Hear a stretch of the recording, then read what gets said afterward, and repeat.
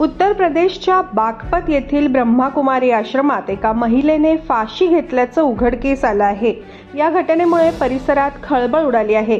बागपतच्या tertiary स्थित ब्रह्माकुमारी आश्रमात महिलेचा मृतदेह आढळून आला। मात्र मृत महिलेच्या नातेवाईकांनी ही आत्महत्या नसून हत्या असल्याचा आरोप केला आहे।